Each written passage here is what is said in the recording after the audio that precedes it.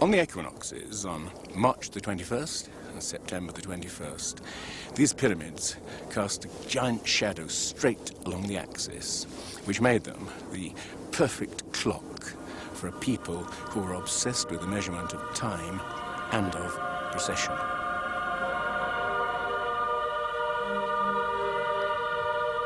As if tapping some common source, ancient civilizations around the world display sophisticated knowledge of the heavens, which has yet to be explained.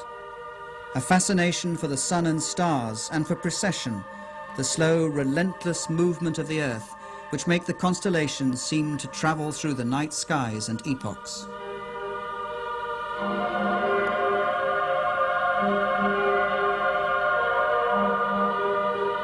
Scholars say that the ancient Egyptians did not have a high knowledge of astronomy, but here is evidence of their fascination and sophisticated knowledge of the sky. Look at the zodiac constellations: Leo, Taurus, Pisces, and here the constellation of Orion. Bauval believes astronomy is a key to the many mysteries of the pyramids of Giza. Ancient Egyptians saw the constellation of Orion as their god Osiris, lord of the dead, the night skies, and the afterlife. Bauval found the god in evidence all over the Giza pyramids. This is the real mystery. Small shafts leading upward, no more than ventilation shafts to Egyptologists, but astronomers thought differently. To ancient Egypt, this was Rostau, gateway to the netherworld, kingdom of the god Osiris, or Orion. To the ancient Egyptian, Orion was Osiris, the high god of resurrection. Now, this is a reconstruction of the sky in 2500 BC, and I was amazed to discover this. The shafts led up to Orion and the star Sirius, or Isis, consort of Osiris. In ancient texts, Bauval finds they must have served in a secret ceremony to make dead pharaohs resurrect as stars in the constellation of Orion. One of these texts says, "May you traverse the winding waterway, the Milky Way, and may you go to the place where Orion is." Bauval believes that Osiris had such crucial importance to the builders that they constructed the Giza pyramids precisely like the three stars in Orion's belt. Phenomenal as it sounds, that correlation was only the beginning. He found the ancients had given star names to two other contemporary pyramids nearby. He then looked at the wider plan and was staggered. The constellation of Orion, the god Osiris, lay in heaven as on earth. Mexico, where Teotihuacan presents another parallel. Legend calls this the city of the gods and suggests that its purpose was to transform human beings into heavenly beings.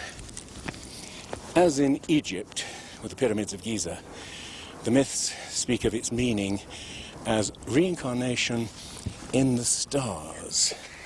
That's the secret of Teotihuacan.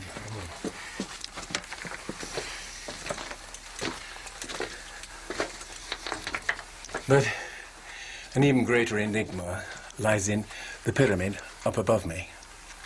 When it was first excavated in 1906, they discovered an enormous sheet of mica.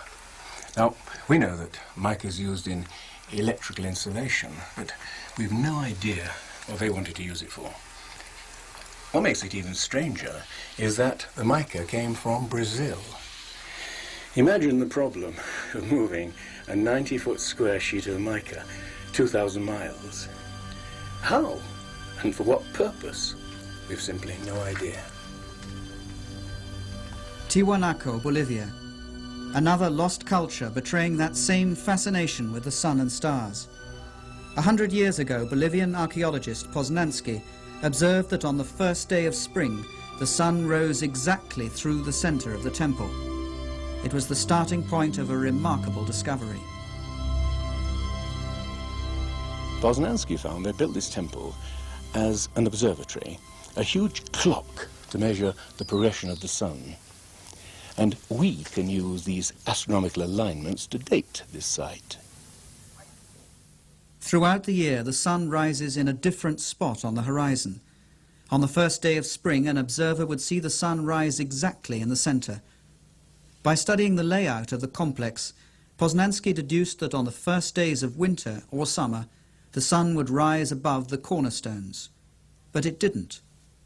Archaeologists today say it's simply because the builders made an error in construction. After observing the perfection with which this site is built, with 100-ton stones, to suggest that such things as the solstice markers are misaligned, I find incredible. Neil Steed made a thorough check of Poznański's calculations. By measuring the angle of the cornerstones and comparing that angle with today's sunrise positions, Poznański was able to calculate that Tiwanaku was built 17,000 years ago. At that time, the tilt of the Earth's axis was slightly different than it is today. At that date, the summer and winter suns would have risen directly above the cornerstones. I would suspect the date would be more like 12,000 years ago. But that should make each and every one of us fully question the origins of civilization.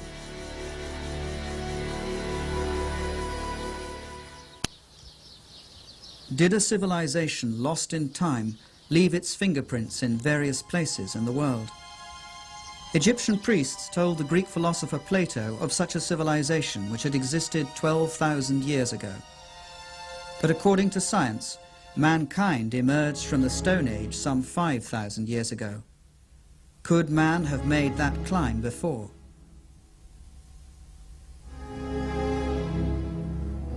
In Egypt, investigator John West found that the Sphinx of Giza wasn't weathered in the same way as its surroundings, eroded by sand and desert winds. Instead of horizontal weathering, the Sphinx shows rounded, undulating marks of erosion. You don't even have to be a geologist to look at it and see what must have been responsible for that kind of weathering. Only water pouring in sheets over the enclosure wall could have produced those rounded contours.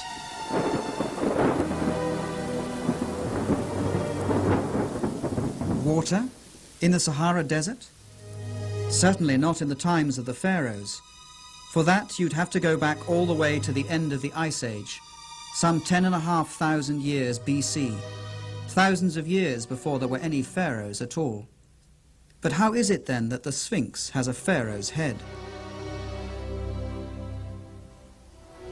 The head is disproportionately small. Seen especially from the air, you see that the body of the Sphinx is long and flattened out, and the head almost looks like